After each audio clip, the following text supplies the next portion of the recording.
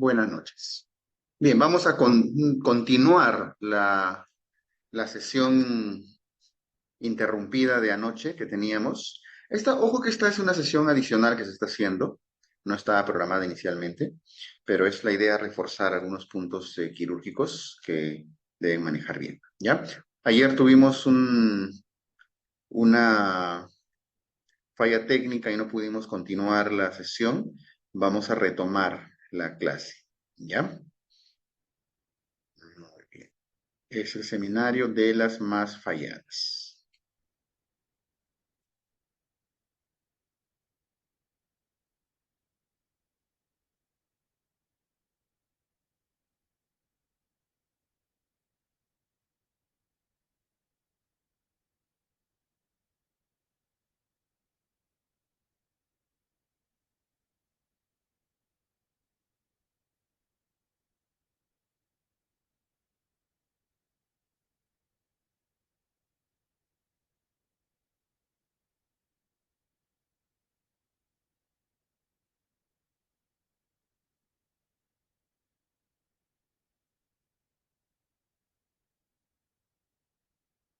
Bien, vamos a compartir, ¿ya?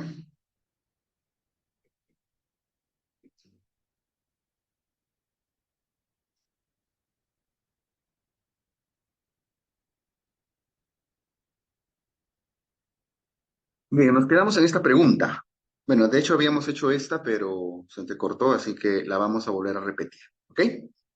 Es la pregunta que estábamos trabajando respecto de un niño que es portador de válvula ventrículo peritoneal por hidrocefalia y mielomeningocele, ¿ok? Con vejiga neurogénica, paresia de miembros inferiores, presenta infecciones urinarias a repetición. ¿Ya que habíamos dicho de esto? Hemos dicho que, ¿cuál es la intervención quirúrgica a realizar? Pues bien, para evitar infecciones recurrentes. Les decía, varios marcan acá reimplante ureteral, pero esta no es una pregunta de reflujo. Probablemente están interpretando el hecho de que haya infecciones recurrentes con, eh, con uh, una, con una con un reflujo vésico-ureteral, ¿no? Que es esto de acá, si esta es la vejiga, que son los uréteres, ¿ok?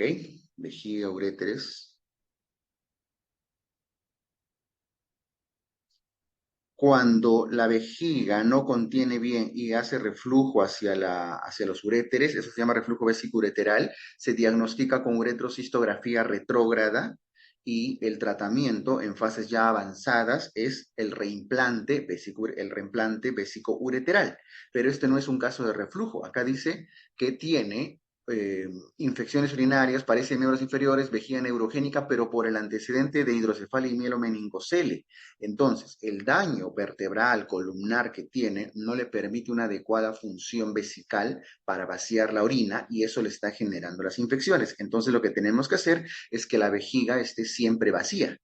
Y para eso lo que se hace es una especie de talla vesical, se le hace un huequito a la vejiga. Ojo que podría tener una sonda directo desde la uretra, pero le generaría más infecciones, ¿no es cierto? Entonces acá lo que se prefiere es hacerle un huequito, una ostoma, un estoma, ponerle una sondita y eso se llama vesicostomía, estoma de la vejiga. ¿Ok? Muy bien. Estamos hablando entonces de una vesicostomía cutánea, no es reimplante vesicoureteral y mucho menos nefrostomía, que es colocarle la sonda directamente al riñón. Es bastante agresivo y puede traer otro tipo de complicaciones adicionales. ¿Ya? ¿Alguna duda con esto? Bien, seguimos entonces. Recién nacido 3 horas con cialorrea persistente. Cuando les hablan cialorrea en los recién nacidos, tienen que pensar en qué. ¿Cuál es el diagnóstico probable? ¿En qué pensamos? Cuando hay cialorrea, antecedentes polidramnios y demás. Diagnóstico, ta, ta, ta, ta, ta, tan. Atresia de esófago, muy bien, Tania. Atresia de esófago. Dice que le introducen una sonda nasogástrica y no pasa al estómago, obviamente, ¿no? Según esta condición, ¿qué examen solicita de inmediato? Probablemente Muchos deben haber marcado radiografía contrastada. Sí, se hace radiografía contrastada. Sin embargo, cuando les ponen de inmediato es la primera placa, porque ojo que para poner contraste hay que preparar al paciente, hay que ver que no haya reacciones alérgicas al contraste que van a usar, etcétera. Pero de inmediato se refiere a lo primero que tenemos que hacerle. Y eso es una radiografía de tórax. Tengan mucho cuidado con este tipo de preguntas.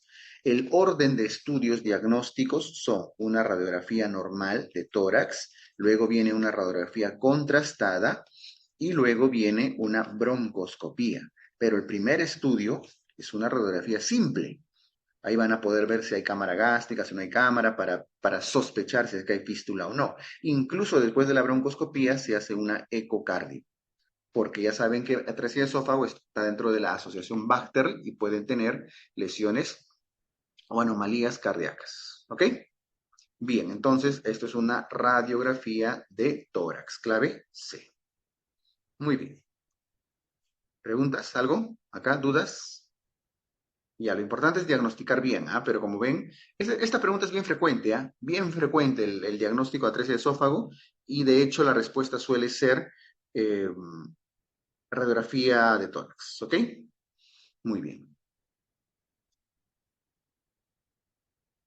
Recién nacido masculino, ah, presenta respiración quejumbrosa, retracciones intercostales, disnea y cianosis. Al examen, disminución de movimiento vesicular en hemitórax izquierdo.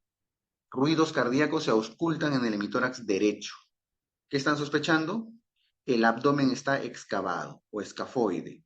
Y los ruidos del corazón que deberían estar a la izquierda se han desplazado hacia el lado derecho. Algo lo está empujando. Correlacionan todo en un recién nacido. Lo más probable es que los intestinos estén en el tórax, ¿no es cierto? Diagnóstico probable, una hernia diafragmática, probablemente una hernia de Bogdalek. ¿Ok? Muy bien, Lyubov. Ahora, dice la pregunta, de acuerdo al diagnóstico más probable, ¿y cuál es el diagnóstico más probable? La hernia diafragmática. ¿Qué complicación es menos probable? Menos probable. ¿Cursan con cardiopatías? Sí. Las hernias diafragmáticas pueden tener algún tipo de cardiopatía. De hecho, ya tiene el desplazamiento cardíaco, pero puede haber otras cosas. Herniación esplénica, puede herniarse el vaso, más aún si estamos hablando del lado izquierdo, puede ser. Puede haber hipotensión pulmonar. ¿Es correcto esto? ¿Qué es lo que hay? Hipertensión pulmonar, no hipo. Hipertensión, porque por la presión ejercida por los intestinos sube la presión pulmonar. Y malrotación intestinal sí, porque como los intestinos están en el tórax, pues no tienen marco cólico, marco duodenal como los conocemos, ¿no es cierto? Eso sí hay. Entonces, es hipotensión pulmonar. No tengan miedo a decir el vaso, por supuesto que se puede herniar, más aún si Bogdalek es más frecuente en el lado izquierdo. Y la malrotación es normal porque no hay marco cólico, no hay marco duodenal, porque los giros en la hernia pragmática no siguieron el patrón normal, ¿no es cierto? Hipotensión. Bien, clarece. ¿Alguna duda por ahí? Muy bien, Jackie. Un recién nacido de 20 horas, madre diabética, eh,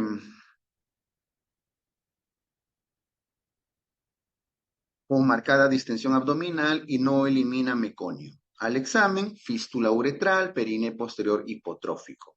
Diagnóstico, chicos, diagnóstico. No elimina meconio, probablemente no hay anito, ¿no? Fístula uretral, obviamente es un varón masculino. Perine posterior eh, hipotrófico.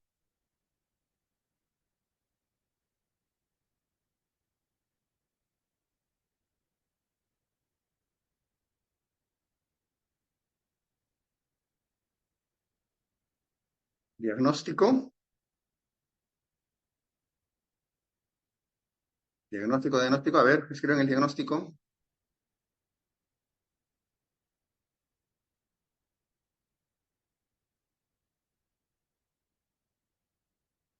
No escriben, ¿no? Esta es una malformación anorrectal con fístula a la uretra.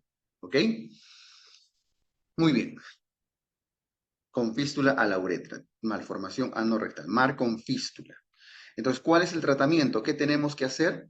Pues bien, ojo, este de periné posterior es normal, o sea, tienen el sacro aplanado, el periné aplanado, varias malformaciones asociadas. ¿Ok? Ya, entonces el tratamiento debe ser una colostomía, pero ¿es tipo Hartmann o colostomía con fístula distal? ¿Cuál de ellos es? ¿Cuál se hace? Tan, tan, tan. La C, una colostomía con fístula distal, con doble boca, se llama. Hartmann es una sola boca. Acá la colostomía es con fístula porque se refiere a que tiene dos boquitas. ¿Ya? Muy bien. Mm. Entonces es la clave C. Varios han marcado anorrectoplastía. Ahora, sí es posible, ojo, sí es posible hacer anorrectoplastía, pero en ciertos casos. Y el hecho que ya tenga fístula ya nos dice que no podemos hacer anorrectoplastía. ¿Ok?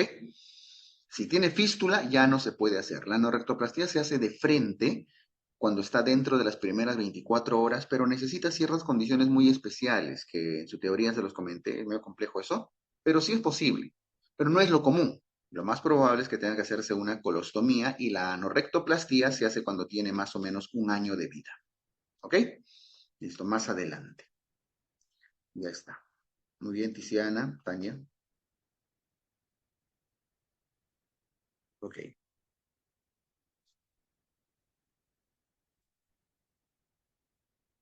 30 años que hace 2 horas sufre quemadura con agua hirviendo. Examen 100, 170, en 96 por minuto, quejumbroso, con quemadura de segundo grado, que afecta cara anterior y posterior de extremidades superiores y tronco en cara dorsal y ventral. ¿Cuál es la medida inmediata? Lo primero que tenemos que hacer. Quemadura de segundo grado. ¿Ok? Lo primero que tenemos que... Por si acaso le vamos a sacar la superficie quemada, ¿ya? Cara anterior y posterior de ambas extremidades superiores, o sea, toda la extremidad superior. O sea, 9 más 9. ¿Ok? El tronco en cara dorsal y ventral. Eso es 18 en la cara ventral, 18 en la cara dorsal. Tiene 30, 3, 4, 54%, si no me equivoco. Sí, ¿no? Es un súper gran quemado, es ya Darth Vader, ¿no es cierto? Ya está ya bien quemadito, bastante, es un gran quemado. Recuerden que la definición de gran quemado es más del 20% de superficie corporal quemada, ¿ok? Mm.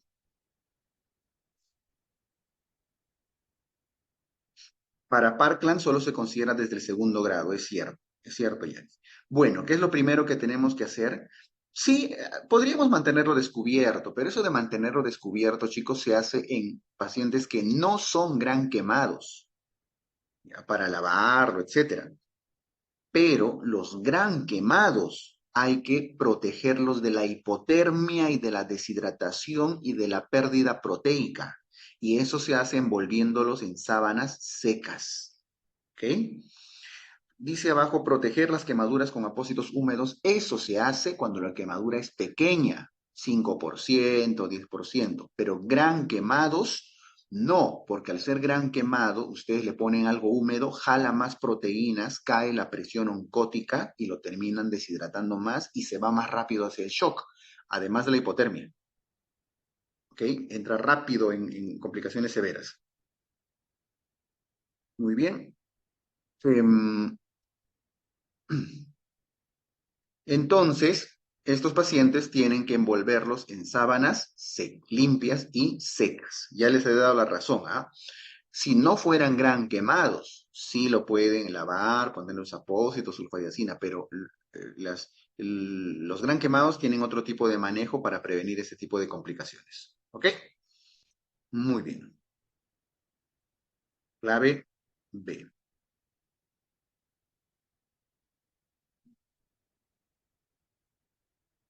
Varón de 37 años ingresa em,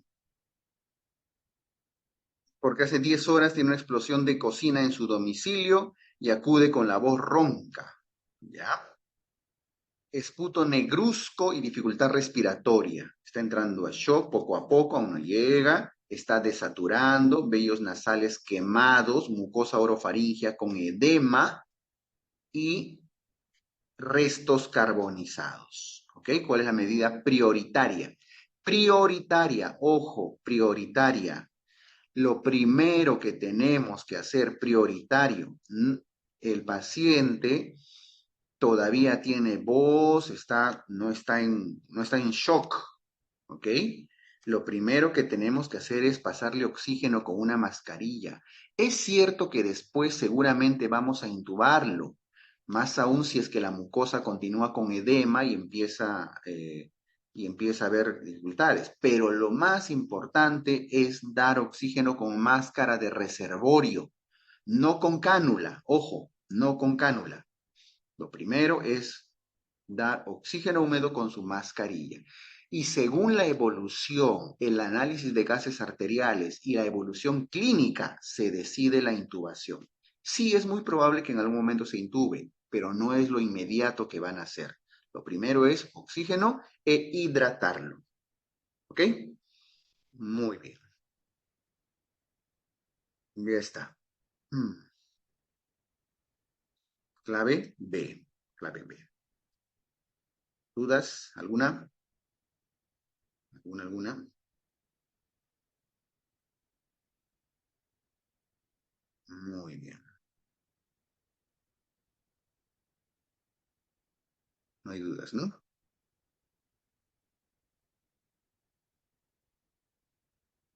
Perfecto. Siguiente. Siguiente pregunta.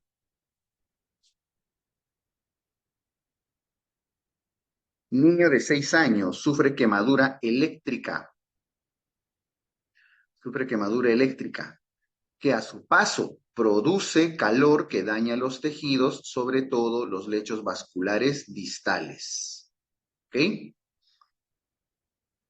¿Cuál es el tratamiento a seguir? Si hay daño del lecho vascular distal, ¿eso qué va a generar? Isquemia. Y si hay isquemia, puede haber necrosis de tejidos, ¿no es cierto? Entonces, el daño vascular nos lleva a la isquemia y esto a la isquemia nos lleva hacia la necrosis. ¿Está bien? Ok. Mm, y la necrosis nos genera capas de tejido muerto. ¿Ok? Eso es la costra, ¿no es cierto? Muy bien, la costrita. Que hay que hacer una fascioescarotomía. Más que la fasciotomía, porque sí se puede hacer, hay que hacer una escarotomía, es decir, hay que cortar las costras. No se debrida, ojo, hay una diferencia entre hacer escarotomía y debridamiento. El debridamiento es equivalente a una escarectomía, ectomía, o sea, extirpación, sacar la costra, y no se saca. O sea, si esto es el- la extremidad distal, es un dedito por decir, ¿ya?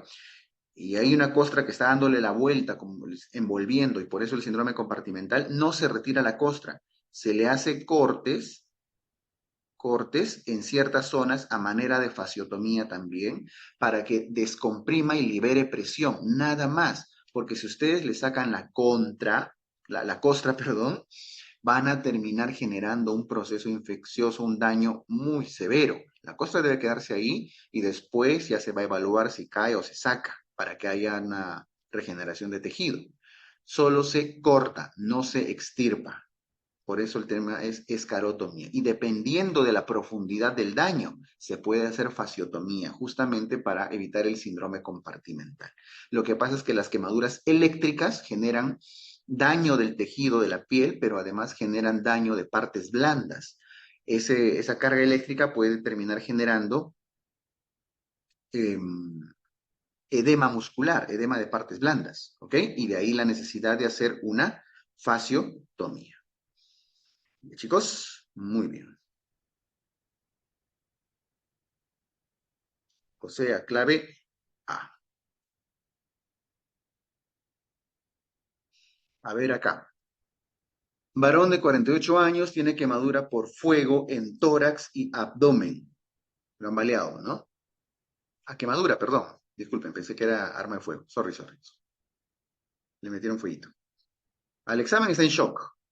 Está en shock, está desaturando. Tiene quemaduras de segundo o tercer grado en el 40% de superficie corporal. Luego de 24 horas tiene dificultad para respirar. Para respirar. Se acompaña con parestesias y dolor intenso. Listo. 40% recontra gran quemado en el tórax. Probablemente no le permite expandir. Y no olviden que segundo o tercer grado debe estar generando costras, igual que lo que la pregunta anterior. ¿Qué hay que hacer? Hay que cortar las costritas, liberarlas. Es muy parecido a una fasciotomía, descomprimir las costritas para que el tórax se pueda expandir, porque la costra grande, 40% de superficie corporal, no le permite expandir el tórax y por eso está desaturando y por eso tiene dificultad para respirar. ¿Qué está haciendo este paciente? Un síndrome compartimental en el tórax. El anterior era un síndrome compartimental en alguna extremidad, ¿no? En la parte distal. ¿Bien? Ay, ay, perdón. ¿Qué pasó acá? Un ratito que me salteó.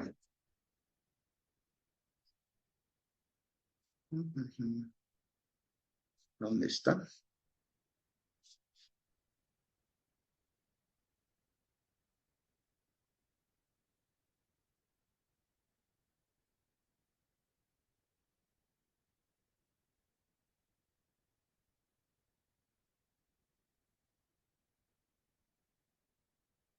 Ya está. Ya. Les decía, entonces, esto es una escarotomía. Algunos han marcado traqueotomía. No sabemos, quizá vayamos a necesitar hacerle su traqueotomía. Em, Parestesias, no dice dónde son las parestesias. ¿Quién escribió? Tiziana. ¿Ah? Las parestesias, lo más probable es que se refiere al tórax y está sintiendo esas parestesias justamente por la presión. No olviden que cuando hay síndrome compartimental en la pierna, en el miembro inferior, también hay parestesias del pie, ¿no es cierto? Y si esto está ocurriendo en el tórax, le está generando parestesias en el tórax también, pérdida de la sensibilidad, y eso es por la compresión que está haciendo la escara, la costra. ¿Me dejo entender, Tiziana? Ok. Ahora, aquí me puso a Diego. Sí se puede hacer traqueostomía en algún momento, quizá lo necesitemos, porque este paciente va a estar intubado bastante tiempo. Entonces, quizá vamos a necesitar hacerle una traqueostomía para ventilación mecánica por varias semanas. Es probable. Sin embargo, no está enfocado en el caso clínico en las lesiones. Aquí nos están presentando un paciente que tiene un síndrome compartimental que hay que primero descomprimir y luego de descomprimirlo ya se va a ver qué más necesita. Quizá necesita una traqueostomía, pero no es lo prioritario, ¿ya digo? Muy bien, seguimos. 30 años, fisicoculturista con dolor en el antebrazo y debilidad a la pronación. Prueba de pronación positiva. ¿Cuál es el nervio lesionado? ¿Se acuerdan que les hablé? A ver, de esto sí les he hablado, en algún seminario que hemos tenido. ¿Se acuerdan del síndrome del? A ver, ¿alguien que haya estado en esas clases, en esas sesiones? Síndrome no se acuerdan, ¿no? Síndrome del pronador. Síndrome del pronador. ¿Qué significa? Que al paciente, a ver, no sé si la cámara se ve, lo hacen pronar, o sea, de lo que está en supinación, lo hacen pronar, ¿no? Así está supinado y lo hacen pronar. Pero no es cualquier pronación. Hacen pronación manteniendo una presión debajo del codo, ¿ya? Debajo del codito. ¿Para qué? Para presionar el músculo pronador redondo.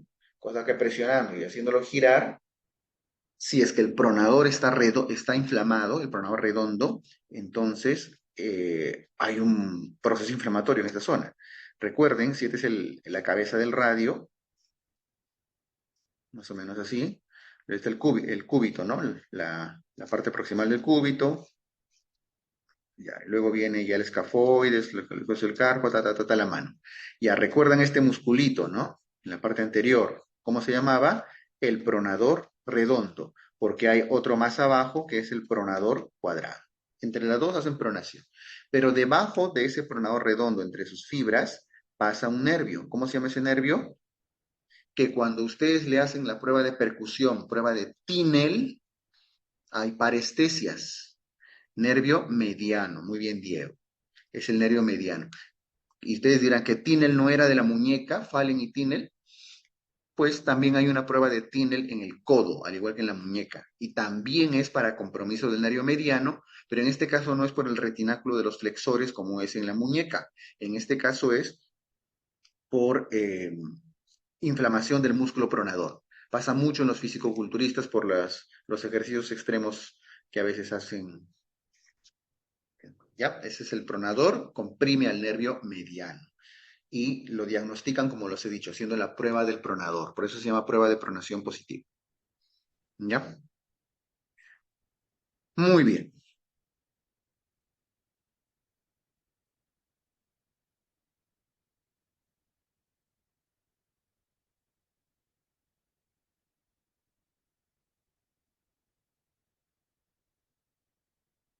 Mediano.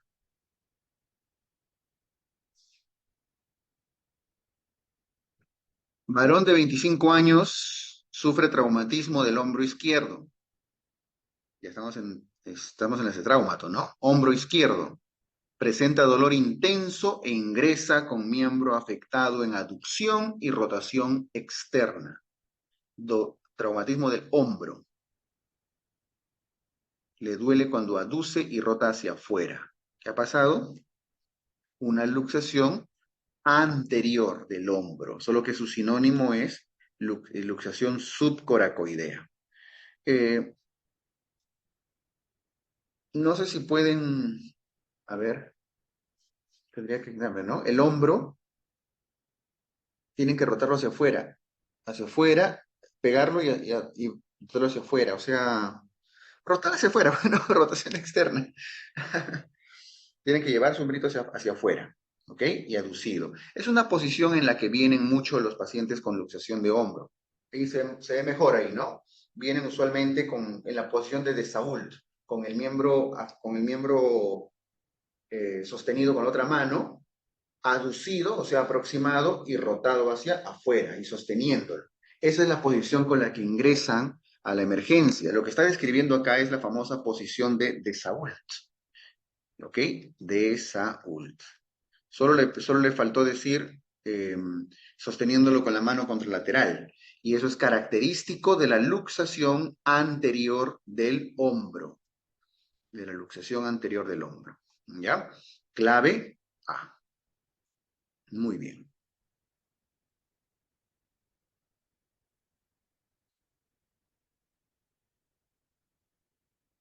¿Dudas? Nada, ¿no? ¿Qué tipo de consolidación tienen principalmente las fracturas de huesos largos? En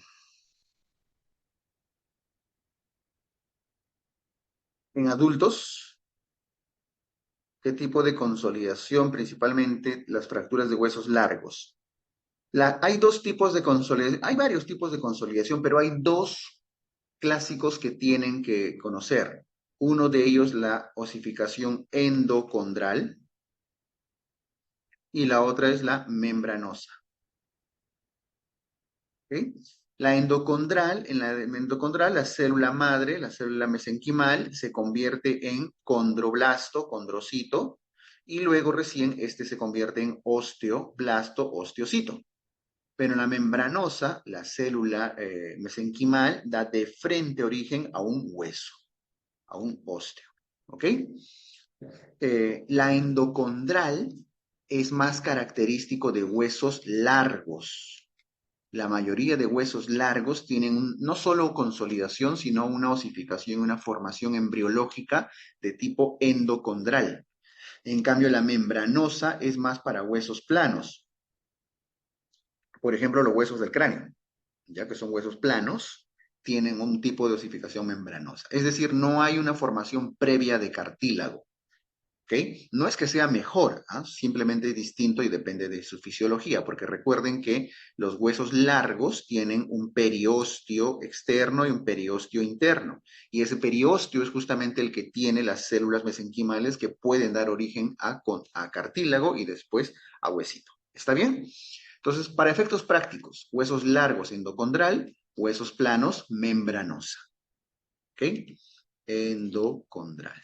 Vamos a ver, efectivamente. ¿Ya? A ver, una duda con esto es lo más sencillo que les puedo explicar los tipos de osificación y consolidación desde el enfoque fisiológico y embriológico. ¿Ok? Muy bien. ¿Dudas, dudas, dudas, dudas? ¿No? Ya está.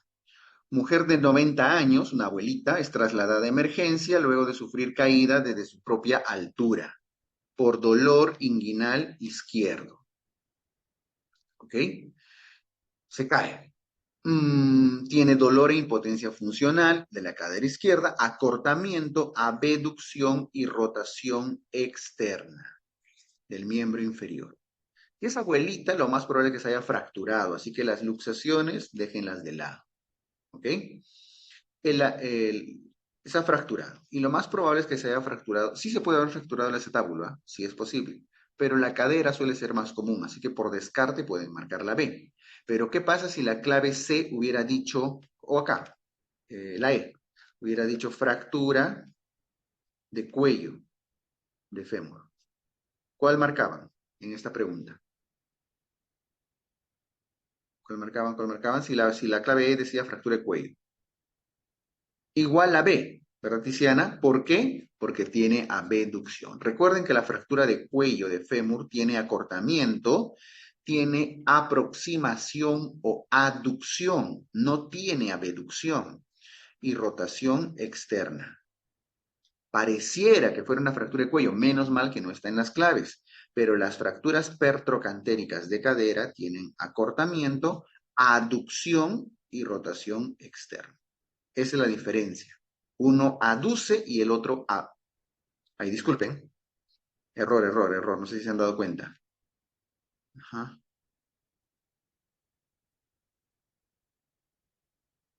No se dieron cuenta, ¿no? Abducción. Uno es aducción o aproximación y el otro es abducción o separación.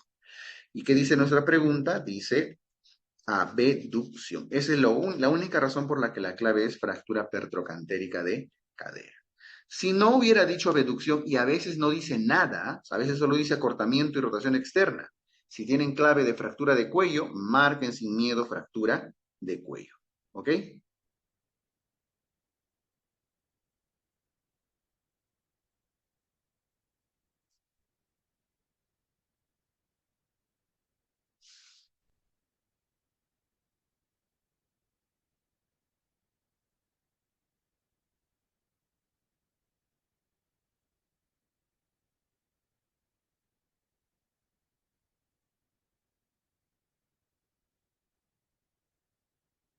Muy bien.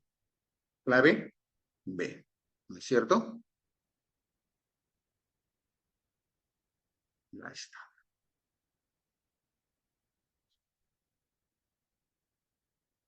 ¿Ok? ¿Cuál es la complicación más frecuente en las fracturas de escafoides de la unión del tercio medio con el proximal?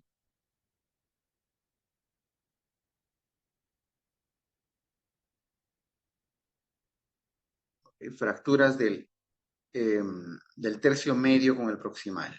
Entonces, escafoides, ¿no? El escafoides tiene una forma así medio hundida en realidad, o como la primera imagen, por eso se llama escafoides, excavado,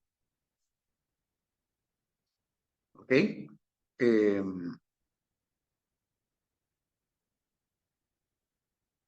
cuando hay fractura, cuando hay fractura, lo que sucede es que los vasos sanguíneos que irrigan, que son ramas de la arteria radial, ¿ok? Cuando son ramas de la arteria radial, se lesionan y genera un daño, una necrosis de la parte distal, una necrosis aséptica, ¿ya? En las fracturas escafoides, similar a las del cuello, eh, similar a las del cuello del fémur, ¿ok? Muy bien. Entonces, tatán, es retrógrada la Diego, es retrógrada la irrigación. Este es el camino, ¿no? Viene pues de la arteria radial y luego, ahí está, da la vuelta. Es una irrigación retrógrada. Por eso cuando se fractura el tercio proximal con el tercio medio, que es el distal, entre el medio y el proximal, dice, los vasitos, que justo es la zona más estrecha, puede generar una necrosis de la parte distal. ¿Ya? Muy bien. A ver, necrosis aséptica. Clave D. ¿Está bien? ¿Claro? Y sí, la irrigación del escafoides es de tipo retrógrado. Bien, ahí está, aséptica. Pseudoartrosis sí puede ocurrir, sí existe, ¿ok?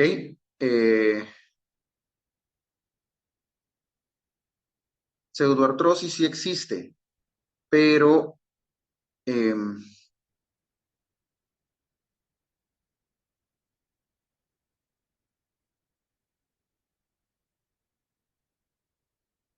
la pseudoartrosis ocurre por el problemas en el tratamiento, ¿ya? En el tratamiento de la, de la fractura, o sea, cuando no se opera, cuando no se inmoviliza, perdón, oportunamente, cuando no se inmoviliza oportunamente,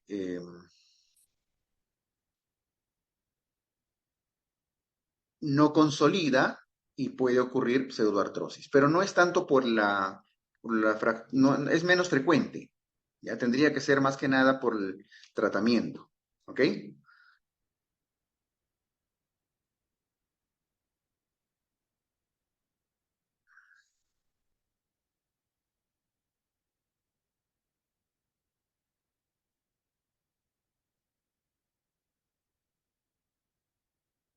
Muy bien, seguimos.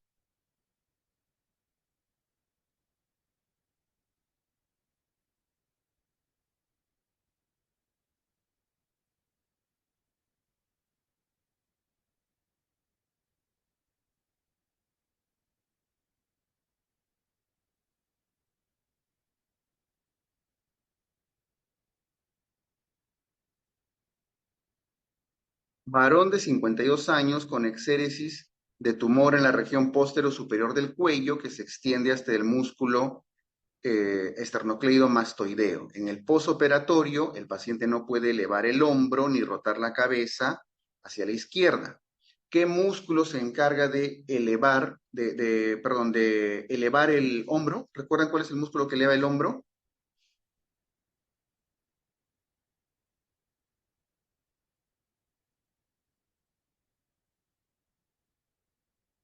¿Recuerdan cuál es el músculo que eleva el hombro, el elevador del hombro?